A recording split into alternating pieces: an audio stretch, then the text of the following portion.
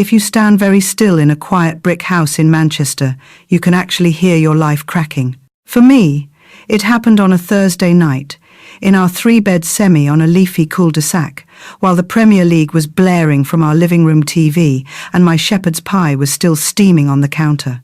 I was in the kitchen, lifting the hot dish out of the oven, when I heard my husband's voice carry down the hallway. Too loud, too confident, too rehearsed. "Mate, this marriage won't survive another year," James said, over the sound of clinking bottles. Emily's nowhere near my level anymore. The laughter that followed was sharp and mean. The kind of laugh men use when they think they're being clever, not cruel. I froze. Not because he said it, but because he said it in my house, on my sofa, to his friends who I'd been feeding every week for the last 2 years. Through the doorway I could see them. Connor, with his feet up on the coffee table I'd paid for. Luke, holding one of the craft beers I'd picked out as a treat. Ryan, tipping his head back to howl with laughter like it was the best joke he'd heard all month. I stood there, still holding the oven gloves, while my husband drank my wine, ate my food, sat in the living room I'd decorated, and told 3 grown men that our marriage was just one long, boring countdown to the day he could do better than me. If you're hearing this, and something inside you has just gone cold, don't scroll past. Drop the name of your city in the comments. Manchester, London, Birmingham, Glasgow, wherever you are. I want to know where women are listening to this, because what happened next might be exactly the warning somebody needs. I took a deep breath, lifted the shepherd's pie, and walked into the living room. "Why wait a year, James?" I said, voice calm, clear, carrying over the noise of the match. "Let's end it tonight." The room stopped breathing. If you'd met us 3 years earlier, you wouldn't have thought we were the kind of couple that ends with a sentence like that. I'm Emily Rowe, 34, born in Stockport, living in Manchester. I'm the kind of woman people describe as sorted. Nice job in marketing at a growing tech company. Decent salary. Steady promotion every couple of years. Spreadsheet for everything from holidays to savings. James was the opposite. That's what drew me in. He was charming, funny, a little chaotic, the kind of man who turned up to a barbecue with nothing but a bag of ice and still left with everyone's Instagram handle and a promise to grab a pint sometime. When we met, he'd just left his job in retail because he was meant for more than folding t-shirts. He had a dream of opening a specialty coffee shop in the Northern Quarter. He had mood boards and sketches and a Pinterest full of exposed brick and hanging plants. What he didn't have was money. So when the bank said no, I said yes. I used most of my savings for his startup. I told myself it was our dream. I took on extra freelance work in the evenings. I paid rent, bills, council tax. I picked up food shopping, petrol, coffees, everything in between. When the coffee shop finally opened, the first week was magical. Friends came, colleagues came. We posted photos of latte art and support local hashtags. By month 5, he was ignoring letters from the landlord. By month 8, we were behind on payments. By month 12, I watched him lock the door for the last time, shoulders slumped, eyes red. "It's just bad timing," he kept saying. "Cost of living, energy bills, Brexit, everything. You know how it is." I did know.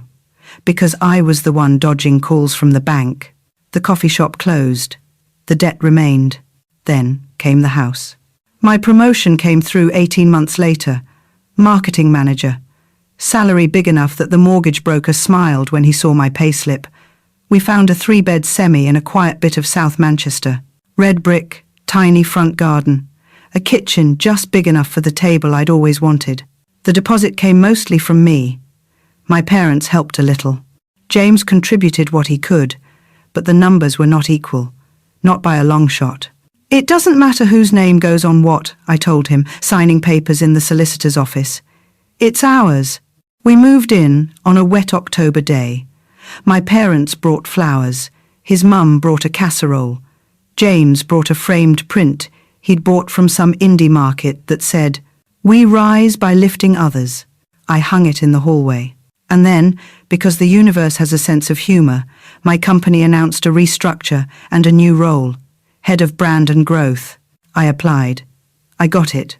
The title came with more work, more pressure, more late nights, and enough money to finally breathe a little easier. James, on the other hand, was still drifting. A couple of temp jobs, a half-started podcast, a mate's business that never left the WhatsApp phase. So I did what any woman who loves a man with more charm than stability does. I got him a job where I worked. There was an opening in sales. My boss trusted me, so when I said, "Listen, I know someone who'd be great," they interviewed him. He polished his shoes, practiced answers in the mirror, and used all the charisma I'd fallen for. He got it. For a while, it was nice. We took the tram in together some mornings. We had lunch together in the canteen. If I had a big presentation, he'd bring me a coffee beforehand and squeeze my hand. "You're the brains," he'd joke. "I'm just here to look pretty and talk rubbish on the phone to clients." But something happened when his email signature suddenly sat under mine, at the same company, on the same system. It was like he could feel the gap between us, and instead of filling it by stepping up, he started digging. It began with little comments in front of his friends. "Em's proper corporate now, lads."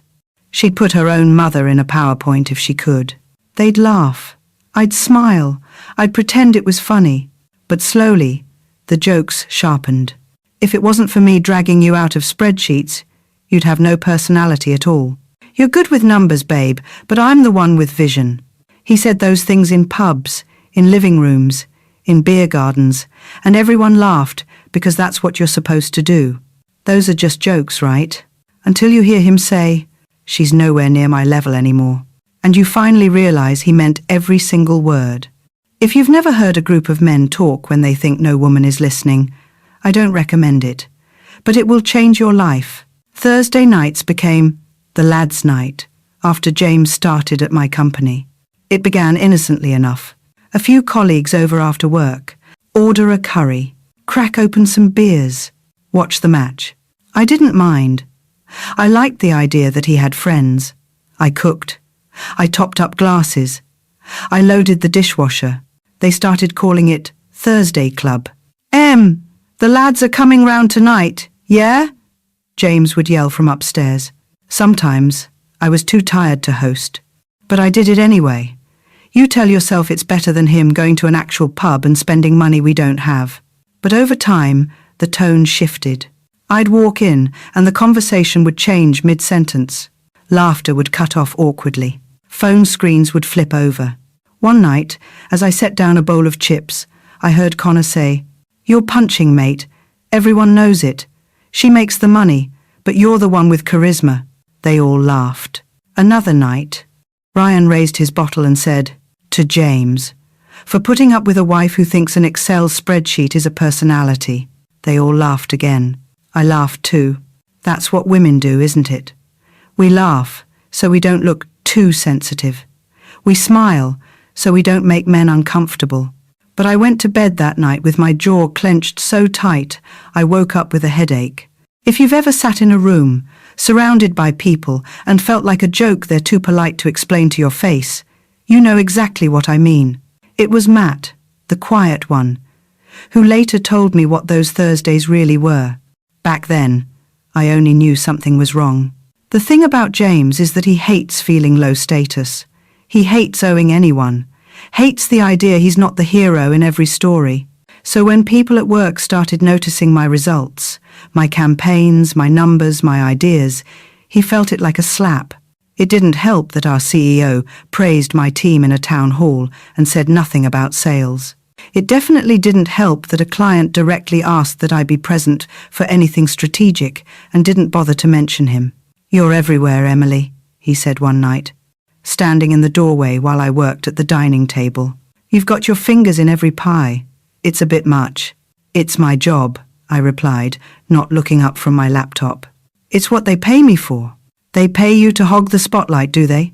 That was the first time I felt something sharp in his words. Not teasing, not banter, resentment. I brushed it off. I wish I hadn't. Weeks later, in a group chat I didn't know existed, James renamed the conversation with his friends. Project Reset. Underneath, he wrote, Operation. Make her look crazy. I didn't see that title until much later, when everything had already exploded. But even then, my body knew before my brain did. It knew in the way my shoulders tightened every Thursday, in the way my stomach dropped when I heard his keys in the door. Before I tell you what Project Reset actually was, I need to ask you something. If you've ever laughed at a joke about you that stung just to keep the peace, if you've ever felt like someone you love is quietly keeping score on your every success, type, "I've been there," in the comments. You don't have to explain. You don't have to name names. Just 3 words, so none of us feel like we're going mad alone, because that's exactly what they were counting on. The night I heard him say, "This marriage won't survive another year," I didn't just hear words. I heard confirmation. I stepped into the living room, still holding the shepherd's pie and the oven gloves. My heart was punching at my ribs, but my voice came out calm. James was mid-swig, bottle halfway to his mouth, when he saw me. "Why wait a year?" I said. "Let's end it tonight." Connor nearly choked on his beer. Luke turned pale. Ryan suddenly found the carpet very interesting. For a full 5 seconds, nobody moved. The match continued on the TV behind them, commentary blaring like we were in a different universe. Babe, we were just," James started. "Just what?" I asked. "Just explaining how far beneath you I am?" "That's not what I heard every word." I put the shepherd's pie down on the coffee table, right next to Connor's muddy trainers. Steam curled up, filling the silence. "If you're so sure this marriage is a countdown," I said quietly, "let's stop waiting." I walked out before any of them could answer. In the hallway, my legs started shaking. My body knew this was big, even if my brain hadn't caught up. I went upstairs, pulled the big suitcase from under the bed, and began to pack. I didn't slam drawers. I didn't throw clothes. I folded everything neatly, one hand on autopilot, the other scrolling through my banking app for the emergency savings account James didn't know about. I'd started it years ago, quietly. £50 here, 100 there. A promotion bonus I didn't mention. Not because I didn't trust him then, because my mum had once said, while peeling potatoes at the kitchen sink, "Always have some money that's yours, Em. Not ours, yours, just in case." At 22, I'd laughed it off. At 34, I silently thanked her. Halfway through folding my work dresses, I heard footsteps on the stairs, heavy, uneven. James appeared in the doorway, colour gone from his face, bravado gone from his body. "Emily, what are you doing?" he asked. "What does it look like?" I replied, not stopping. "I'm giving you the year you wanted. In one night." He stepped into the room, hands out like he was approaching a wild animal. We were just having a laugh. You know how lads are. Bit of banter. You're overreacting. Overreacting." You'd be amazed how quickly those words turn a woman's hands to stone. "Is it banter when you tell them our marriage is a joke?" I asked. "Or when you say I'm beneath your level? Or was it when you said you could do better than me?" He swallowed. "They don't mean anything. I was just venting." "Venting," I repeated. "Interesting choice of word.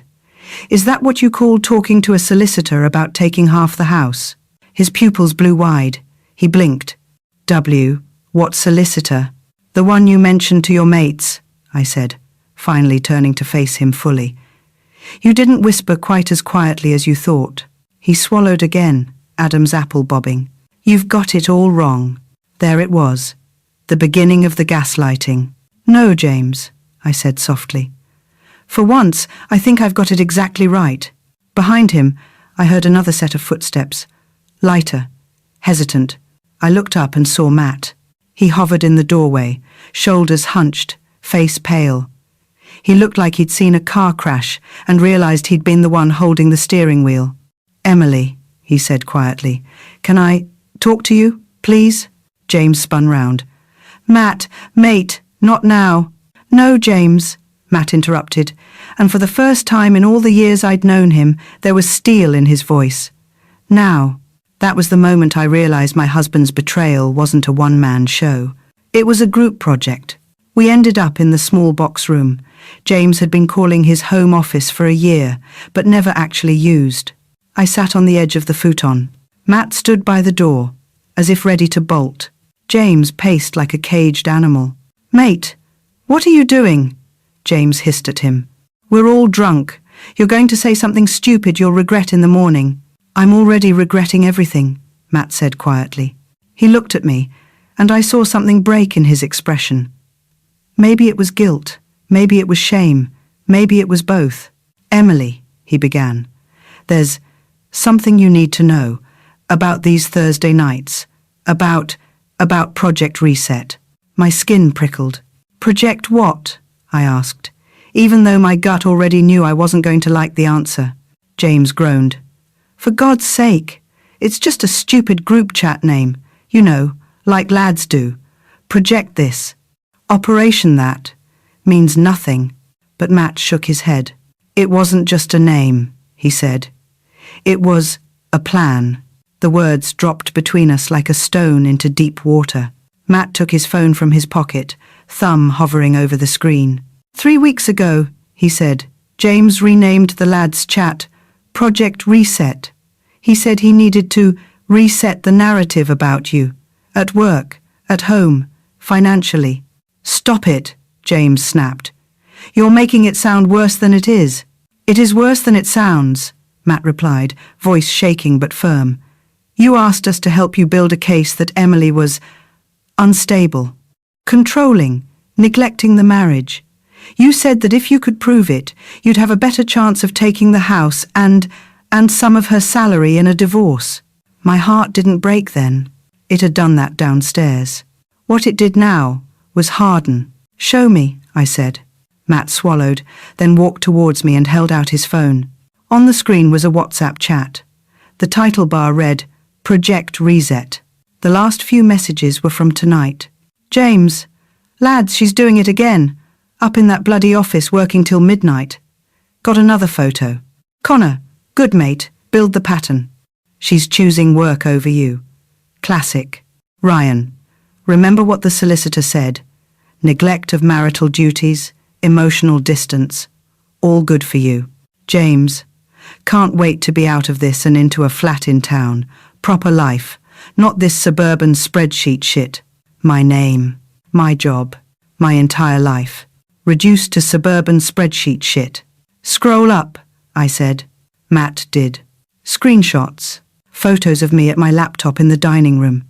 Timestamp circled. Notes like, "Another late night, no dinner with me. Neglect. Told her I felt low. She said she had a deadline. Lack of emotional support." Messages about meetings with a solicitor. Messages about making sure the lads back me up if it goes to court. Messages about telling his mum I was controlling with money. Messages about asking his manager to document communication issues with me at work. James had been building a case against me while I'd been building a future for both of us. And he had an audience, cheering him on. "I didn't send everything," Matt said quietly. "At first I thought it was just, venting, men being idiots. But then it got darker. You weren't there to defend yourself. And he was twisting things, a lot." "How long?" I asked. "About 3 months," he replied, since your company announced that new London deal, the one where you were on the front page of the internal newsletter. He didn't take that well. Of course he didn't. In James's head, I'd been climbing a ladder he'd assumed was his by right. He hadn't built anything, but he still thought he deserved the view from the top. "Why are you telling me this now?" I asked him. "Why tonight?" Matt looked at the floor. "Because my fiancée found the chat earlier," he said. "She saw the messages, heard me repeating James's lines. She told me if I didn't warn you and stop being part of this, she'd leave." "Sophie," I murmured, remembering the kind woman who always offered to help tidy up when they came over. He nodded. She said, "If you can watch another woman get slowly torn down like that, how do I know you won't do it to me one day?" His voice cracked on the last word. James laughed. "Oh, come on. You're letting a woman dictate what you can say to your mates now? Grow up, Matt." "Grow up?" I repeated, standing. I hadn't realized I'd stood until James instinctively stepped back. No, James. This is what growing up looks like. Finally seeing a woman as a human being with a career and a spine, not just a background character in your boys' night banter. He rolled his eyes. Here we go. Monologue time. Em, you're blowing this so far out of proportion. We're men. We talk. We joke. That's all it is. Is it a joke when you meet a solicitor? I asked. When you photograph me through a window. When you ask your friends to back you up in court. When you rename a group chat after your plan to reset the narrative about your wife. He opened his mouth, closed it again. I picked up my suitcase, zipped it shut, and lifted it off the bed. I'm going to a hotel, I said. Tomorrow, I'll speak to my own solicitor. And to HR. You wouldn't, he said, voice suddenly small. You already did, I replied. I'm just catching up. If you're still listening at this point, and some part of you is whispering, this is too close to home, then hear me. You are not paranoid. You're not too sensitive. You are picking up on things that are really there. If you've ever had that sick feeling that something behind your back doesn't match what's being said to your face, comment, I trust my gut. Because 8 hours after I walked out of that house, my gut saved my entire life. The Premier Inn on the Ring Road isn't glamorous, but that night it felt like a palace. I checked in with one suitcase and a debit card that had my name on it and mine alone. The receptionist didn't ask why my eyes were red. She just handed me a key card and pointed to the lift. In the small, purple-lit room, I sat on the edge of the bed and finally let my shoulders drop. 12 years together, 5 years married. 3 years in that house, and he'd been treating me like an opponent in a court case I didn't know I was part of. When I was a teenager, I thought heartbreak would feel like screaming, crying, throwing things, banging on doors. But real heartbreak, when you're 34 and have a mortgage and a job and a reputation to protect, feels like sitting very still and making a list. I wrote, book solicitor, tell mum, carefully, speak to HR, check if house is in joint names or just mine, change passwords, freeze joint accounts if needed. Then my phone buzzed. 23 missed messages from James. They came in stages, like a script. Anger. You've embarrassed me in front of my friends. You've ruined Thursday Club. You always overreact over nothing. Minimizing. We were drunk. It was banter. Everyone slags off their partners now and then. You're taking it all too seriously. Guilt tripping. You walking out like that makes me look bad. Do you know what people will say about you? You're destroying everything we've built. Fear. Where are you? Are you safe? Please answer, I'm worried. Control. If you go to HR, you'll drag the whole company into this. If you lawyer up, it'll get messy. Think about the house. Think about your job. I put my phone on the bedside table and let it buzz itself into silence. In the morning, I rang a solicitor. Her name was Rachel, and she specialized in family law and financial abuse. I found her on a website my friend had once sent me, just in case. Tell me what's happened, Rachel said, voice calm, professional, warm. So I did. I told her about the group chat, about Project Reset, about the photos, about the solicitor he'd already seen, about the way he talked about me as an asset to fight over, not a person to protect. When I finished, there was a moment of quiet. Right, she said. First things first, don't delete anything. Screenshots, messages, photos, voice notes. They're all evidence. Second, we need to look at your financial position and how the house is set up. Third, because you work at the same company, we may need to involve HR sooner rather than later, but it needs to be done strategically. Strategically, I repeated. That's my speciality. I sent her everything Matt had forwarded. She whistled softly when she saw the chat title. He really called it Project Reset, she said. You couldn't make this up. By 10 a.m., I'd emailed HR asking for a confidential meeting regarding a personal matter that may affect the workplace.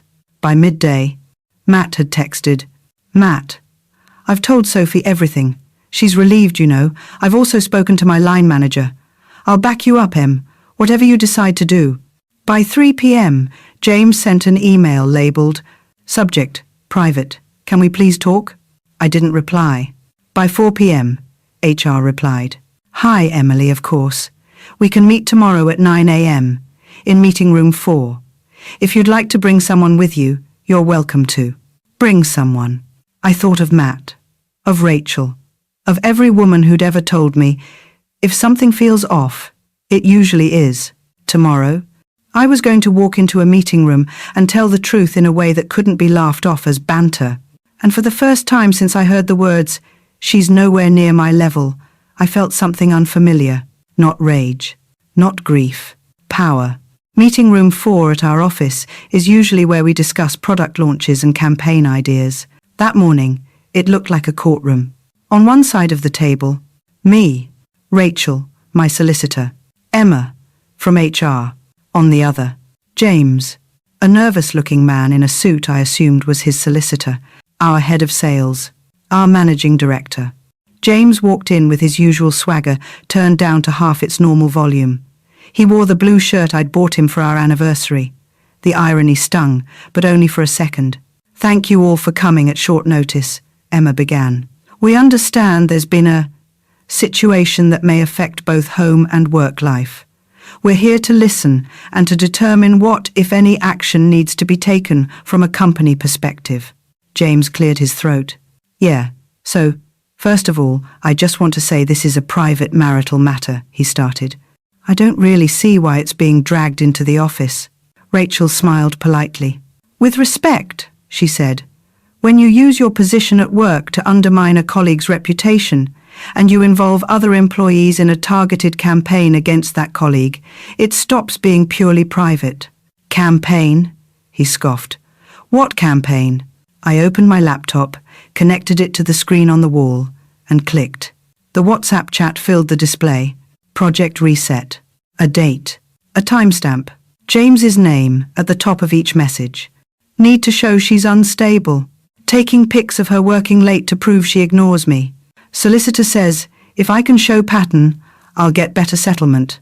Lads, back me up when this goes to court, yeah? The MD's eyebrows shot up. The head of sales shifted in his chair. James's solicitor's face drained of colour.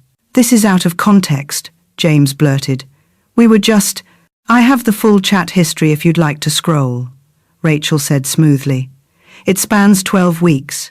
You discuss taking photos of Emily through the dining room window. You talk about involving your manager to create a narrative that she's difficult to work with.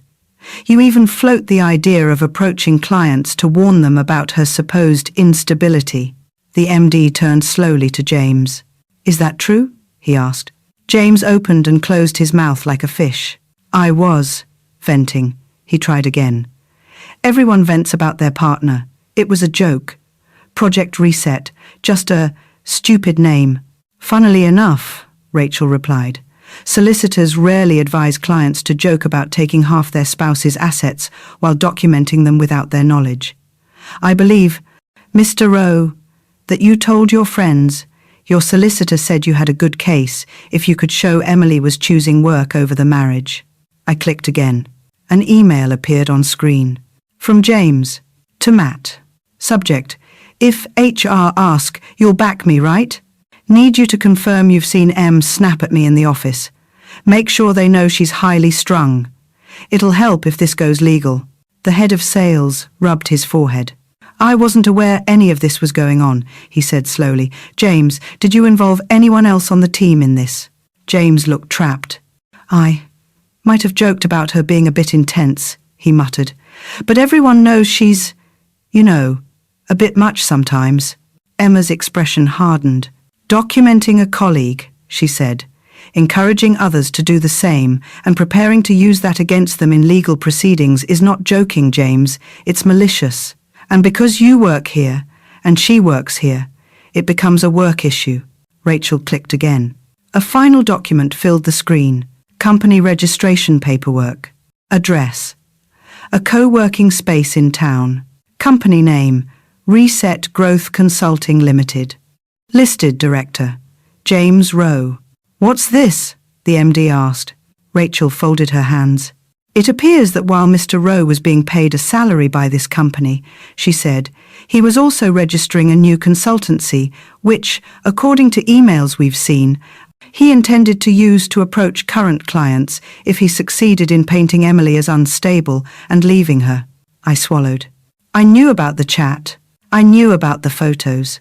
I didn't know about the new company. The MD leaned back in his chair. James, he said carefully, were you planning to take our clients with you if you left? James laughed in a way that was far too high-pitched to sound genuine. It was just, exploring options, he said. You've got to have a plan B, right? And anyway, that has nothing to do with Emily. It has everything to do with Emily, the MD snapped. You were planning to use a narrative you built about your own wife, a senior manager in this company, to poach clients and damage our reputation. This isn't just messy, it's a serious breach of trust. The head of sales coughed. From a sales perspective, he said stiffly, I have to say, I've never once had a client ask for James by name. They always ask for Emily, or her team. That hurt a little. But in the best possible way. Right, Emma said, looking between us. From HR's perspective, both of you have a right to work in a safe environment, free from harassment and targeted campaigns. Given the evidence, it's clear James has been engaging in behavior that could be considered harassment and undermining a colleague. We'll need to open a formal investigation. That won't be necessary, Rachel said. My client doesn't intend to continue working with Mr. Rowe under any circumstances. I looked at James. For what it's worth, I said softly, I didn't want this. I wanted a husband, a partner, not an opponent with a strategy deck. He met my eyes for the first time. There was something like fear there. And something else. The dawning realization that for the first time in his life, his words had consequences he couldn't charm his way out of. Emma closed her notebook. James, she said, voice flat, you're suspended on full pay while we finalize this. IT will collect your laptop and pass. Please leave the building immediately. We'll be in touch. He laughed again. That same horrible, brittle sound. You can't be serious, he spluttered. You're taking her side? She's the one who walked out of our marriage. The marriage is not our concern, Emma replied. Your conduct at work is, and right now, it's indefensible. Watching him pack his things into a cardboard box later that day, I didn't feel triumph. I felt tired. Tired of being the only adult in a room full of men who thought their banter was harmless. Tired of being told I was overreacting when I finally said, enough. But beneath the exhaustion, there was something steady, something strong, a foundation that was mine, with or without him. It didn't all wrap up neatly after that meeting. Real life rarely does. The next 6 months were an ugly, complicated blur of solicitor letters back and forth. James trying to claim he'd contributed, emotionally, to the house. His mum ringing my mum and crying down the phone. Friends picking sides. WhatsApp groups going silent. Rachel was a machine. Calm, precise, unshakable. The house is in your name, she kept reminding me. You paid the majority of the deposit. You've maintained all the mortgage payments. He has no documentation to support his claims. Don't let his noise drown out the facts. James's solicitor tried every angle. He called me cold for walking out. He called me manipulative for involving HR. He called me calculating for having a savings account he didn't know about. I smiled through each letter. Calculating is just what men call women who have a plan.